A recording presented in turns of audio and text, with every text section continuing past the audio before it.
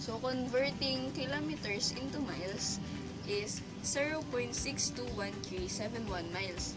So, para makuha natin yung matrix B, ang kailangan lang natin gawin is i-multiply lahat ng elements ng A dito sa 0.621371 miles. So, makukuha natin yung matrix B, gagamitin lang natin yung scalar multiplication. So, we can say that B is equals to 0.621371A. So, dun naman sa number 3, tanong is kung pwede bang i-add yung vector sa different sizes ng components. So, yung sagot is hindi. Bakit? Kasi dun siya sa multiplication and addition of matrix, bawal i-add ang hindi magka-same size ng components. So, kapag ganito, kung nakikita nyo, hindi siya pwedeng i-add. Pero kung same sila ng components na 3 by 2, pwede siya. Or ganito, 4 by 3. So, dun naman sa isa is sa vector and scalar. So, dun naman sa scalar tsaka sa vector kung pwedeng i-add. Oo, kasi dun sa rules ng multiplication and addition of matrix, yung scalar is eto, yung 3a, and then yung vector is eto. So, dun sa rules kasi talaga, yung scalar tsaka yung vector, pwedeng i-add at tsaka i-multiply. Dun naman sa vector na for yung components at saka 2 by 2 matrix, kung pwedeng i-add, ang sagot doon is pwede rin kasi same sila ng components na for nung loob, for yung components. So, for number 9, may given tayong circuit na merong 40 ohms, 12 ohms, 8 ohms, 24 volt, and I sub 1, I sub 2, I sub 3. So, meron din tayong junction na i-classify as A and B. So, nag-assume din ako ng loop na paganto dito sa left, sa right naman is paganon.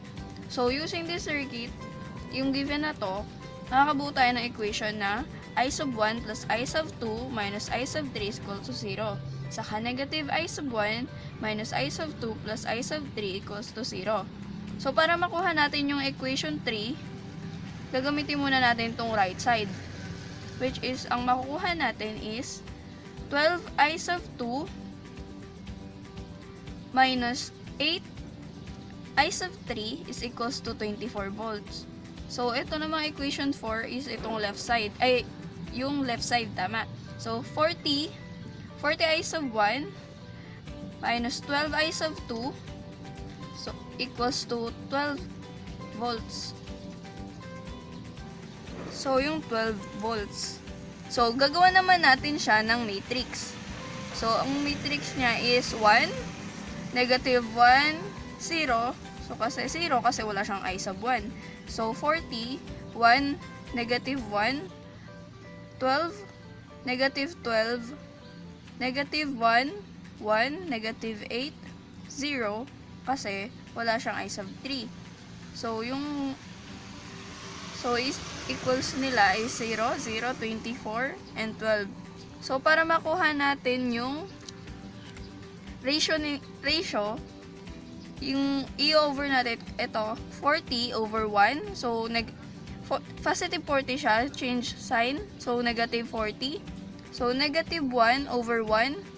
So, negative 1 siya. So, change sign, positive 1. So, ayan yung ita-times natin. Para makuha natin yung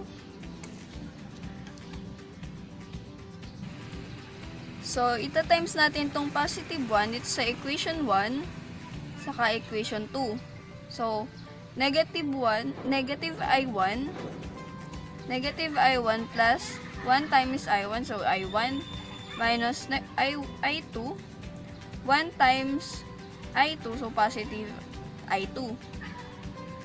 So, copy ulit yung I3, tapos 1 times negative I3, so negative I3 equals to 0. So, cancel to, and cancel to. So, makuha natin yung 0 is equals to 0. Negative 40, ita-times naman natin siya sa equation 1 and copy yung equation 4. Hindi natin gagamitin yung equation 3 kasi wala siyang I sub 1. So, Copy yung 40 I sub 1 minus negative 40 times positive I sub 1, so negative 40 I sub 1. Copy yung negative 12 I sub 2, tapos negative 40 times I sub 2, so negative 40 I sub 2. Tapos, wala siyang I sub 3, so 0 lang. Tapos, negative 40 times negative I sub 3, negative 40 I sub 3 equals to 12 minus 0. So, makukuha natin, makakancel muna ito. So, negative 12 I sub 2 minus 40 I sub 2 is equals to negative 52 I sub 2 minus copy yung negative 40 I sub 3 equals to 12. So, gagamitin naman natin itong equation na to. Gagawin natin. Siya na yung magiging equation 3 natin. Tapos, ito yung equation 4. So, copy lang equation 1 saka equation 3. Yung equation 3 kasi hindi natin siya nagamit. So, copy lang natin yan. So, gagawan ulit natin siya ng matrix. Which is yung I 0, 0, 0. Kasi wala siyang I sub 1. So, tapos, positive 1, 12, negative 52, and 0. So, negative 1, negative 8, negative 40. Tapos, equal niya is 0, 24, 12, and 0. So, kunin ulit natin yung ratio niya. So, negative 52 over 1 is negative 52. So, change sign, magiging positive 52. So, tapos yung 12 over 1, positive 12 siya. So, change sign, negative 12. So, para maging positive naman yung 12, i-reciprocal natin siya. So, maging equal siya sa 4.33. So, yung 4.33, ita-times natin siya sa equation 2, ikakopy natin yung equation 3. So, negative 52 I sub 2, 4.33 times 12 I sub 2, so plus 52 I sub 2, minus 40 I sub 3, tapos 4.33 times negative 8 I sub 3, so positive 34.64 I sub 3 is equals to 12 minus 24. So, makuha natin yung negative, cancel muna to. Tapos, negative 40 I sub 3 plus 34.64 I sub 3, makuha natin yung negative 5.36 I sub 3 equals to 12 minus 24 is negative 12. So, i-under natin yung negative 5, i-over natin siya sa negative 5.36. Siya lang parehas para makancel to. So, makukuha natin yung I sub 3 is equals to negative 12 over 5.36. So, ito yung I sub 3 natin, which is yung 2.2388. So,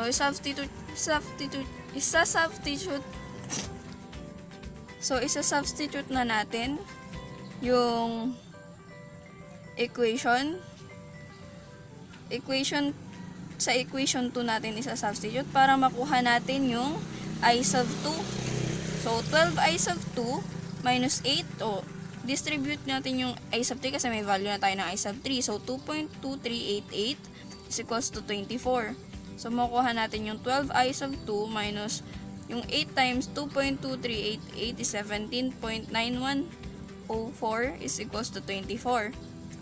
So, 12 I sub 2 equals to, nilipat natin siya sa kabila para maging positive. So, 24, para makancel natin yung 12, para makuha yung I sub 2. So, 24 plus 17.9104 is 41.9104. So, 12 I sub 2, i-over natin siya sa 12 para makancel. So, makuha na natin yung I sub 2. I sub 2 is equals to 419104 over 12. So, may value na tayo ng I sub 2 which is yung 3.4925. Isa-substitute na natin siya. Meron na tayong value yung I sub 3 saka I sub 2. Para makuha naman natin yung I sub 1, i-distribute na natin yung nakuha nating value ng I sub 2 and I sub 3 sa equation 1. So, meron tayong I sub 1 plus 3.4925 yung I sub 2 natin. So, saka minus 2.2388 yung I sub 3 natin is equals to 0. So, makukuha na natin yung I sub 1 natin. Sige. So, transpose lang natin siya sa kabila. So, ito na yung sagot natin. So, ito na yung sagot, which is yung I sub 1 is equals to 5.7311. So, meron tayong given circuit na 10 ohms, 20 ohms, 30 ohms, 130 volts, 10 volts, tsaka I sub 1, I sub 2, at saka I sub 3. So, solve natin to using gauss elimination. So, mag-a-assume ako na ganito yung loop niya. And then, yung dalawang node niya is nilagyan ko ng A at B. So, dito sa taas, makakuha tayo ng equation na I sub 1 minus I sub 2 plus I sub 3 is equals to 0. Then sa baba is negative I sub 1 plus I sub 2 minus I sub 3 is equals to 0. Then sa taas uli, makakuha tayo ng 10 I sub 1 minus 30 I sub 3 minus 10 volts. Sa baba is 20 I sub 2 plus 30 I sub 3 is equals to 130 volts. Then dito sa equation na to, gagawa tayo ng matrix. So, yung matrix ay 1, negative 1, 10, 0, negative 1, 1, 0, 20, 1, negative 1, negative 30, 30, 0, 0, 10, 130. Then, yung, para makuha yung ratio, 10 over 1, so 10, then change mo yung sign, so negative 10 times. Then, eto rin, negative 1 over 1 is 1, change mo yung sign, so magiging positive 1 time. So, una muna natin yung negative 10 times. Gamitin natin to, tsaka equation 3, tsaka equation 1. So, copy mo yung equation 3, 10 I sub 1 minus 10, negative 10 times 10 times I sub 1, so negative 10 I sub 1 plus 0. Since walang I sub 2, then negative 10 I sub 2 minus 30 I sub 3 minus 10 I sub 3 is equals to 10 minus 0. So, makakancel natin to. Matitira is negative 10 I sub 2 minus 40 I sub 3 is equals to 10. Then, yung 1 time naman is gamitin natin yung equation 1 tsaka equation 2. So, copy natin yung equation 2, negative I sub 1 plus, so negative I sub 1 plus I sub 1, 1 times I sub 1, plus, copy uli, I sub 2 minus 1 times negative I sub 2 minus I sub 3 plus I sub 3 is equals to 0 minus 0. Since cancel siya, matitira is 0 is equals to 0. Ayusin uli natin yung equation natin. So, copy natin yung first equation na I sub 1 plus I sub 2 plus I sub 3. And then, yung equation 2 natin is eto na. Di, magiging negative 10 I sub 2 minus 40 I sub 3 is equals to 10. And then, yung magiging equation 3 natin is yung equation 4 na 20 I sub 2 plus 30 I sub 3 is equals to 130. Then, equation 4 is yung eto. 0 is equals to 0. So, gagawin uli natin siya ng matrix. So, 1, 0, 0, 0, 1, negative 10, 20, 0, 1, negative 40, 30, 0, 0, 10, 130, 0. Ganon uli ang gagawin natin. Kaso nga lang, ito na yung i-ratio natin. So, 20 over 1, 20. So, change yung sign, magiging negative 20. Then, 10 over 1, change yung sign. So, 20 tsaka 10, divide natin siya, magiging 2 times. Ang gagamitin naman nating equation is equation 2 at saka equation 3. So, copy natin equation 3, 20 I sub 2 minus 2 times negative 10. So, negative 20 I sub 2 plus 30 I sub 3 minus 80 I sub 3 is equals to 130 minus 10. So, cancel to, matitira is, then, 30 I sub 3 minus 80 I sub 3 is negative 50 I sub 3 is equals to 130 minus 10. So, 120. Over natin siya sa negative 50 para makancel. Matitira is I sub 3 is equals to negative 2.4 amperes. Then, substitute na natin siya sa equation 3. 20 I sub 2 plus 30. Then, yung I sub 3 natin is negative 2.4 is equals to 130. 20 I sub 2 plus negative 72 is equals to 130. 20 I sub 2 is equals to 130 plus 72. Then, 20 I sub 2 is equals to 202. Over natin siya sa 20. So, makakancel. Matitira. I sub 2 is equals to 10.1 amperes. Then, since meron na tayong I sub 3 at saka I sub 2, i-substitute naman natin siya sa equation 1 para makuha yung I sub 1. So, I sub 1 plus 10.1 I sub 2 minus 2.4 I sub 3 is equals to 0. Then, I sub 1 is equals to negative 0.6 amperes. Then, final answer. So, meron tayong given circuit na 20 ohms, 10 ohms, 5 ohms, 220 volts, tsaka 240 volts. Then, nahanapin natin is yung current. So, using dun yung upper uli, makakakuha tayo ng equation ng I sub 1 minus I sub 2 plus I sub 3 is equals to 0. Then, sa baba is negative I sub 1 plus I sub 2 minus I sub 3 is equals to 0. Then, yung inassume kong loop is pa ganito. So, sa taas, makakuha nating equation is 10 I sub 1 minus 5 I sub 3 is equals to 220 volts. Then, sa baba naman is 20 I sub 2 minus 10 I sub 3 is equals to 240. Using this equation, gagawa ulit tayo ng matrix. So, 1, negative 1, 10, 0, negative 1, 1, 0, 20, 1, negative 1, negative 5, negative 10, 0, 0, 220, 240. So, una muna natin kukuha na ng ratio is yung first. Ganon ulit. So, 10 over 1 is 10. Change mo yung sign. So, negative 10. Then, 1 over 1. Negative 1 over 1 is 1. Change mo yung sign. So, 1 time. Una natin gagamitin yung 1 time. Gagamitin natin yung equation 1, ito, tsaka 2. So, copy natin yung equation 2 na I sub 1 plus I sub 1 plus I sub 2 minus I sub 3 plus I sub 3 is equals to 0. So, makakancel natin siya. Matitira is 0 over 0. Ay, 0 is equals to 0. Next natin gagamitin is yung negative 10 times. So, gagamitin natin dyan equation 3 tsaka equation 1.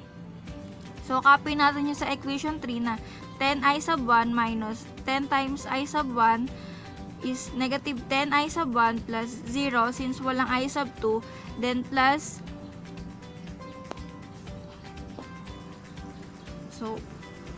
I sub 2 minus 5 I sub 3 times ulit natin yung 10 sa I sub 3. So, negative 10 I sub 3 is equals to 220. So, makakancel natin to. Matitira is I sub 2 and then pag pa-plus natin tong negative 5 I sub 3 tsaka 10 I sub 3. So, magiging negative 15 I sub 3 is equals to 220. Aayusin uli natin yung equation natin. So, copy natin yung equation 1. I sub 1 minus I sub 2 plus I sub 3 is equals to 0. And then, yung equation 2 natin is ito. So, I sub 2 minus 15 I sub 3 is equals. Then, yung equation 3 natin is 20 I sub 2 minus 10 I sub 3 is equals to 240. Then, yung equation 4 is yung 0 is equals to 0. Gagawin uli natin siya na matrix. So, 1, 0, 0, 0. Negative 1, positive 1, 20, 0. 1, negative 15, negative 10, 0. 0 to 20, 240, 0. So, ganun uli siya. Ito naman yung kukuha na natin na ratio. So, 20 over negative 1. So, 20. Change mo yung sign. So, negative 20 times. Then, ito is, 1. So, kung ayan natin, negative 20 over 1. So, negative 20 times pa rin siya. Gagamitin nating equation is equation 1 tsaka equation 3. So, copy mo equation 3 na 20. Ang gagamitin nating equation is equation 1 tsaka equation 3.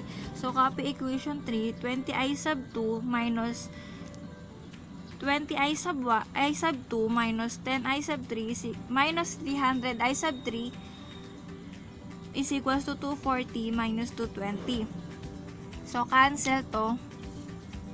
Matitira is negative 310i3 is equals to 20. So, over natin siya sa negative 310 para makancel.